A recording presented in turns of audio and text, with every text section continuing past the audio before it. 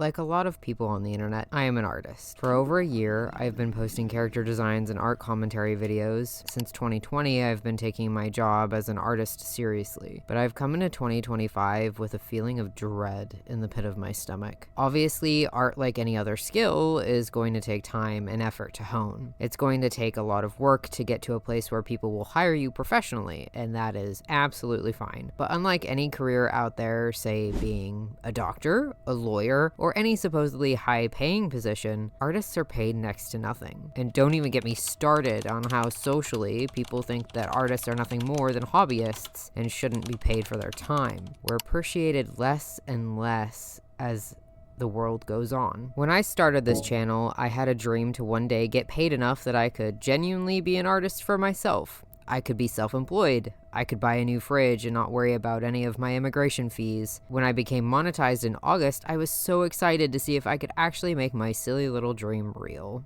Only to see my RPM be £2 per 1,000 views. For the uninitiated, that means I get paid £2 per 1,000 views. So a video with 2K views is going to have a £4 payout. So far, I've made just over £100 since becoming monetized. It's notoriously hard to get millions of views on videos that are just about character designs, unless you have an incredibly well marketable style. And if you don't want to put thousands of hours of drawing into your videos only to see them flop, you have to be a YouTuber that covers art drama, or you have to make tutorials. From what I've seen, it's pretty much just the art drama that gets a lot of views.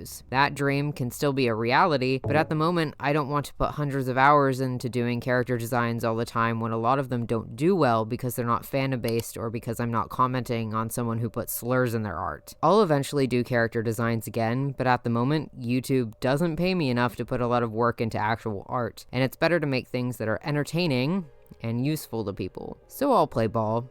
I'll make things that I want to make, but within the realms of something I think will appeal to people in a more broad sense of the term. I think this revelation came to me after I started seriously posting to my second channel, which deals with fandom related stuff and video games. Honestly, I expected very low view counts, but I've grown more in the last 2 months and gotten more engagement and views than I ever did at the start of my art channel. What I finally realized is that it's much harder to market yourself and your art, which is a skill that people put to a much higher scrutiny than silly opinions on Baldur's Gate 3 and Dragon Age characters. People comment more, people are more interested, and at the end of the day, that's what will eventually pay the bills, right? Or at least, hopefully, who knows? Maybe I'll be slapped with the £2 per 1,000 views yet again. Regardless, there are more people on the internet that will watch a video about where the Legend of Zelda rivers all go to than those who will watch me talk about and draw Catboy Wizards. It hits a broader audience. And that's okay, but I suppose it also is a warning to anyone else who wants this to be their full-time job. It's going to take much longer than most people to actually make this a career, if you choose to make art your niche on the internet, YouTube especially. When you tell people you're an artist, you can kind of tell immediately that their next question is going to be, who do you work for? Oh, cool, what projects have you done? Or, oh right, you're probably a graphic designer. People automatically think that we all work for corporations that make animated series, or we work in the video game industry. An art influencer, or just someone who does freelance art, is not a career that the average person jumps to when you introduce yourself. The broader audience think that it's easy drawing pictures all the time. We as artists barely share our failures and only share our successes, so of course the average Joe will think that we're living the high life. They think we charge $600 per illustration right out the gate and can pay our bills on time. Or they think we're hippies that live off of welfare and stay in our parents' basements.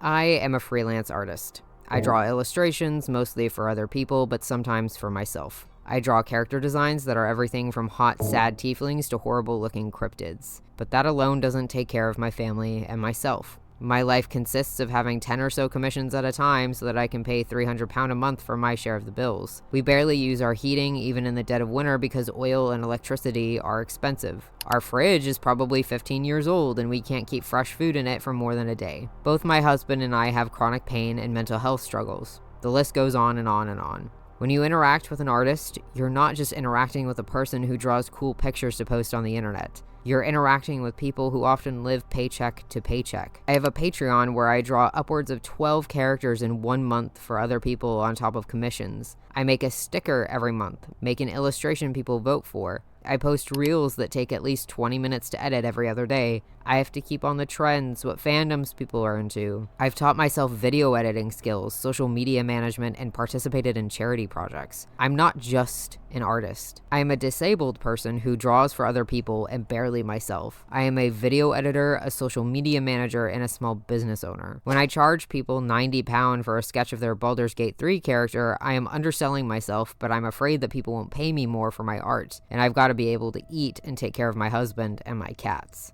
The industry isn't for me.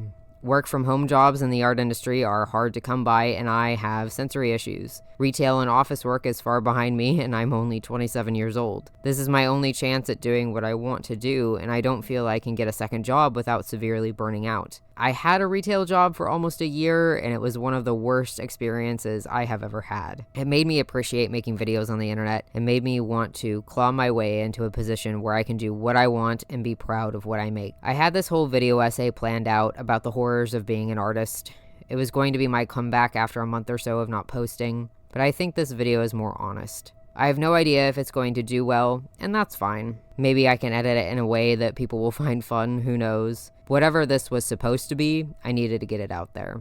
Just please understand that artists deserve to get paid. Artists deserve to live and do their work without having to worry about a day job, just like anyone else. We shouldn't have to work ourselves to the bone for pennies. One of these days, I hope my RPM will go up on this channel and everything will be great. But for now, I will simply keep drawing my stupid little character designs and hope that it reaches someone who finds them inspiring. I like making them, and at this point, that's what matters. I think anyone who wants to be an artist should be aware of the dangers and the pitfalls, but that you should be an artist if you want. Regardless of how much money you're being paid, it's one less person out there using AI to make a sloppy anime elf illustration and then get 100k views in 2 days. Let your creativity run wild. It's worth it to be an artist, but don't expect to be famous or rich instantly. Only the already famous and rich become famous and rich that fast.